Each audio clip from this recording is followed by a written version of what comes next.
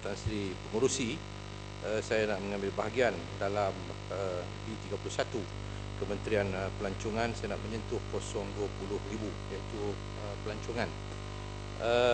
Saya ingin mendapat penjelasan daripada Yang Berhormat Menteri, apakah usaha kementerian dalam meningkatkan promosi pelancongan setempat, khususnya pelancongan kawasan pelancongan di kawasan-kawasan yang tidak ataupun sukar untuk laluan pengangkutan awam itu masuk. Ini sangat penting untuk membolehkan pihak kerajaan menerokai kawasan-kawasan yang di luar bandar ataupun kawasan-kawasan pendalaman, tetapi mempunyai unsur-unsur pelancongan, produk pelancongan yang sangat baik untuk diperkenalkan kepada pelancong-pelancong sama ada dalam negara kita ataupun tidak. Tetapi dia mengalami kesukarannya kerana ketiadaan pengangkutan awam di sana.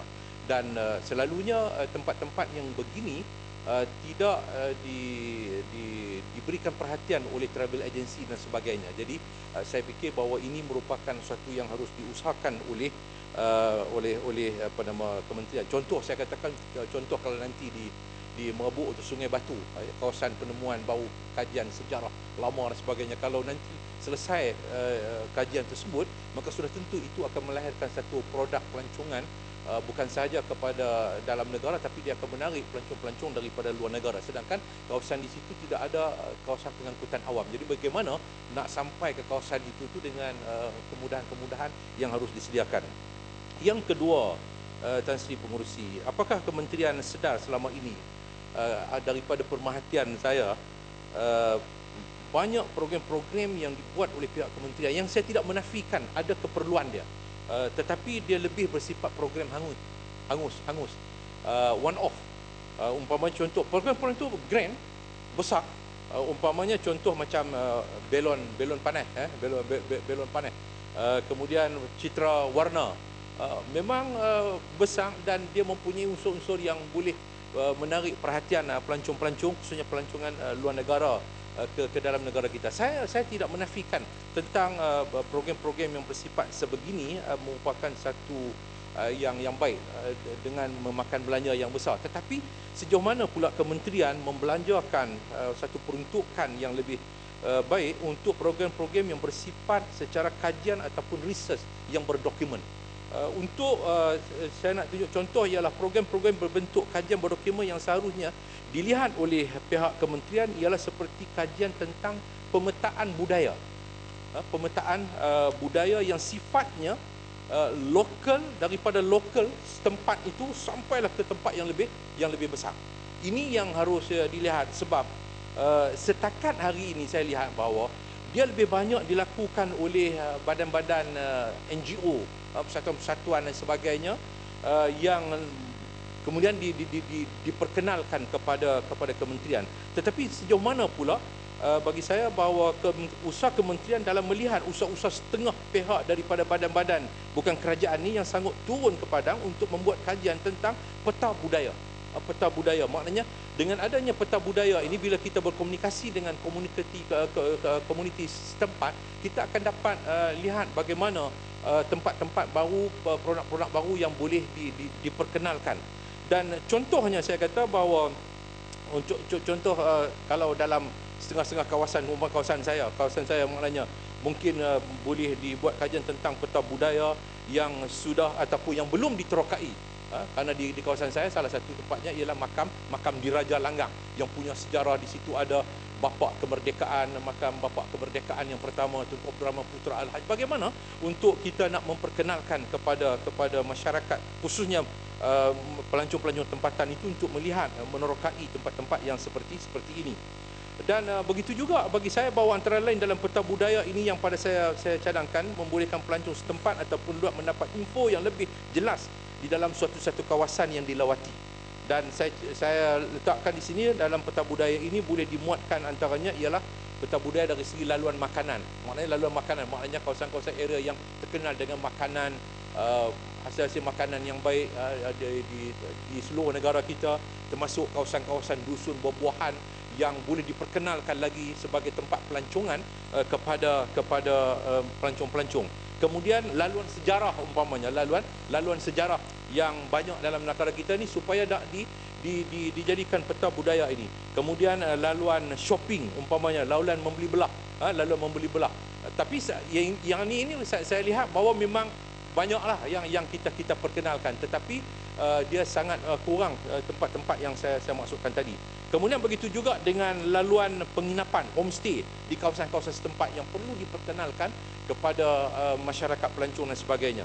Jadi bila wujudnya peta budaya ini, bagi saya bahawa sedikit sebanyaknya Tan Sri boleh membantu banyak golongan. Sebagai contoh, pemandu teksi umpamanya, pemandu teksi, laluan-laluan ini maknanya mereka boleh dapat mempertingkatkan lagi pendapatan mereka. Pengusaha homestay, pengeluar produk-produk hasil tempatan, dan pemandu pelancong tempatan. Maknanya kita boleh membantu golongan-golongan ini untuk meningkatkan mereka punya kerjaya dan juga menambahkan pendapatan mereka. Sebab macam saya katakan tadi, agensi-agensi pelancongan ini mereka tak begitu melihat kepada perkara-perkara yang seperti ini. Jadi saya harap agensi pelancongan dalam pihak kerajaan ini boleh turun padang untuk melihat kawasan-kawasan yang berpotensi untuk diketengahkan, dan kita dapat berkomunikasi, dapat maklumat daripada komuniti. Yang keduanya, 080,000 warisan.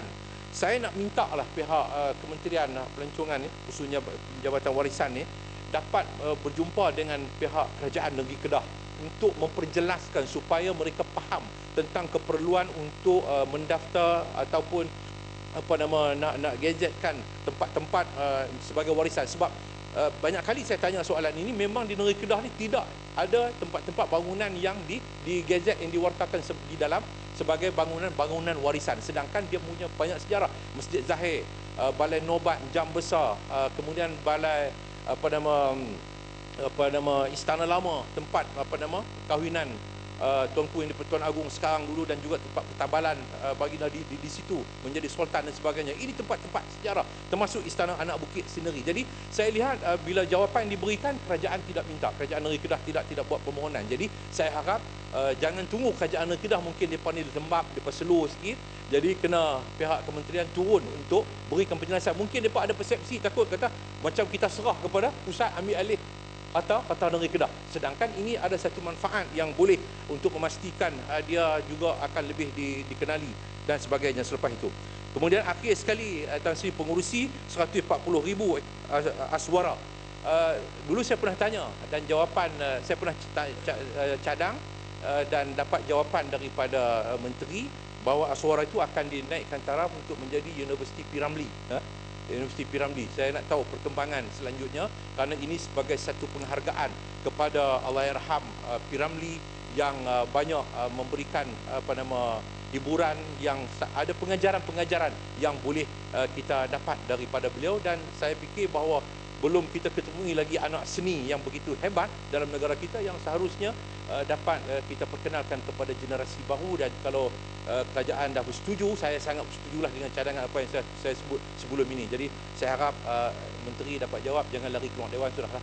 Jangan jadi biar pasal salah saja lari keluar dewan. Saya pun tanya dengan baik dah. Saya percaya menteri ini, Tan Sri, ialah menteri yang cool. Dia cool, dia tak ada nak panah baran dan lari keluar pada dewan dan sebagainya. Dia memang bagus. Jadi kalau saya tak ada nanti dalam penggulungan jangan pula menteri kerana proporsional tak ada dia lari keluar dewan. Tak boleh. Jadi sebab saya mungkin ada hal waktu yang Berhormat Menteri buat penggulungan. Terima kasih Tan Sri, terima kasih Yang Berhormat Menteri. Sila, pakai surat. Masih Tan Sri Pengurusi. Bismillahirrahmanirrahim. Assalamualaikum warahmatullahi taala wabarakatuh. Salam sejahtera. Tan Sri Pengurusi, izinkan saya untuk mengalu-alukan kehadiran dalam Dewan rakyat pelbagai kaum dan bangsa, wakil-wakil rukun tetangga dan sahabat paling